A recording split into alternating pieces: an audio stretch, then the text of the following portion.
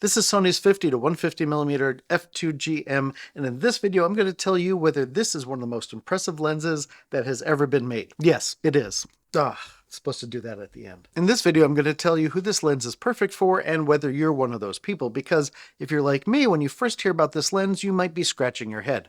I'm going to show you some of the editorial, sports, wildlife, and portrait work I did while testing this lens, like this, one of my favorite images from the Indivisible Rally in New York City. Alright, let's talk about the Sony 50 to 150. For nearly $4,000, a fixed aperture telephoto zoom with an f2 aperture all the way through, that's not something you see every day. Now on paper, the 50 to 150 might sound like an odd range, right? It overlaps with Sony's 70 to 200mm lineup, their f2.8 and their f4, and f2 doesn't seem like it's that different from f2.8 until you actually use it, right? A 50 to 150 at f2 gives you a full stop more light than an f2.8 lens. That's the same jump in light gathering from f2.8 to f4. It's also the same difference in background defocus. For low light shooters like wedding photographers or journalists or wildlife photographers, that extra stop could be a really big deal. It also creates a lot more background defocus than you'd get from an f2.8.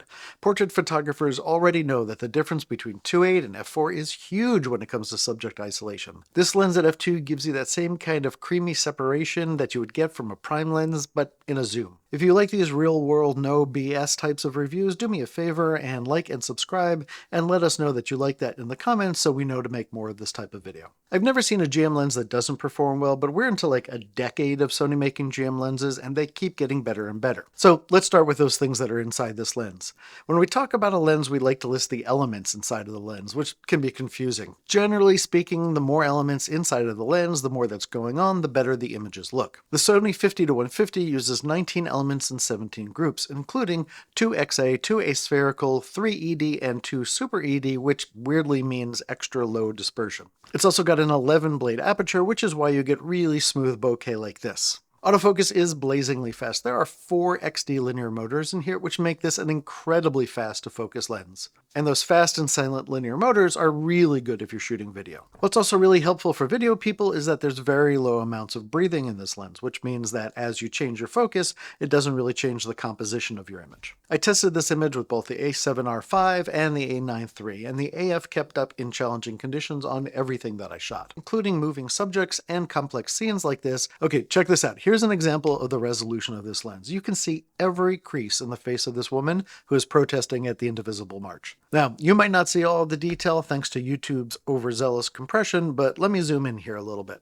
This is an incredible amount of detail. The eye detect in all of Sony's most recent cameras makes this lens really nail IF and busy scenes. The subject detection and specifically the eye detection in the Sony A7R5 and the A9 III and the A1 Mark II make this lens really nail busy scenes. When I was shooting sports, the lens would pick onto an individual player, follow them as they moved around the field, and would even capture really unfortunate pictures like this one. If you've ever shot sports, as the light starts to go down, you know that you keep having your ISO creeping more and more up as the sun goes down.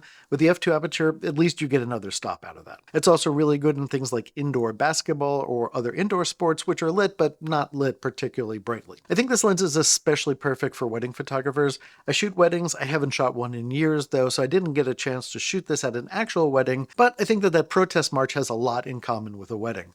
There's a lot of motion, a subject that you want to capture that's surrounded by lots of people. Think of this like a wedding dance floor where everybody's dancing in the same direction. Alright, so let's talk about the handling and build quality. For me, this fits really nicely into my hand, and for what it offers, I consider it a pretty compact lens. Some people with small hands will probably find that this is a little bit of a big lens, but I don't particularly have a problem, especially since it takes so little to move these zoom rings. You can really just lightly hold this lens and turn the dials, and it works great. The 50-150 also weighs just over 2 pounds, and it's only about 8 inches long, not counting this lens hood. It's definitely not uncomfortable to use. I really like holding it, but it does look as if you just took a soda can and you scaled it up to the size of a camera. One of the things I like a lot about using this handheld is that this tripod mount comes off. Now, with a lot of lenses, what you have to do is unscrew the collar and move this somewhere out of the way. But no matter where you're shooting, you always kind of have this right in what seems to be the absolute wrong place. But the cool thing about this one is there's a button on this and you can just completely take that off. One of the great things about this lens is the internal zoom on this lens. So when I turn the zoom dial, nothing comes out on the front. I hate lenses with external zoom where they move the front element in order to zoom,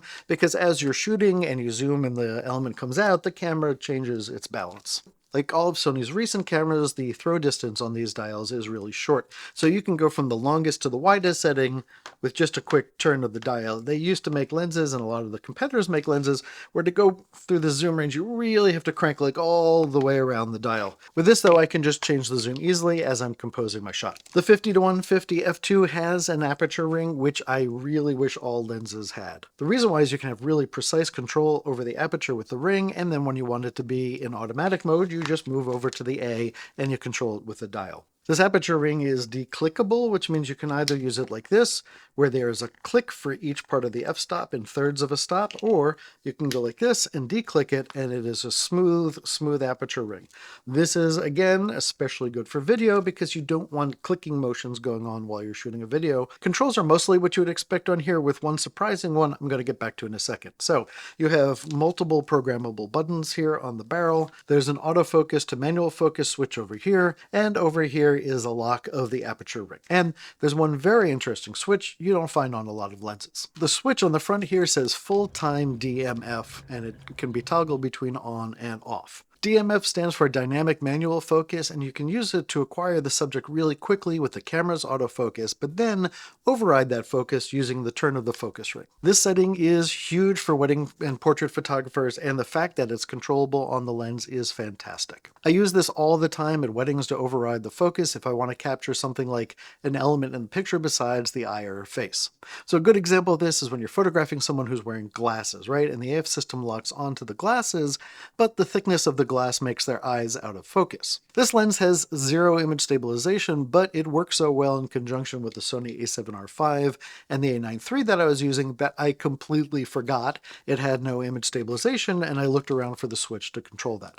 I did not miss a single shot due to camera shake. But what really impressed me most about testing was how sharp this lens is wide open, and this would rival what I would get from high-end prime lenses. It's also really great for my favorite backyard wildlife shots and my friendly squirrels. The razor-thin depth of field at f2 made for beautiful isolated subjects, and the fast fall-off into blur makes the images look great. And with Sony's animal eye tracking, I get that narrow plane of focus while still hitting exactly where I want. Like all of Sony's lenses, the focusing is lightning fast. Video focus was just as adept, although I didn't get a ton of chances to test this for video. We're hoping that when this lens is available, we'll get another copy of it and we'll be able to do some video tests as well. But this is a lens that can keep up with fast action. Okay, so let's circle back to the standout feature of this lens, which is its aperture, and talk about whether you need that. If you looked at the name of this lens and thought, hey, I need that, you're probably right.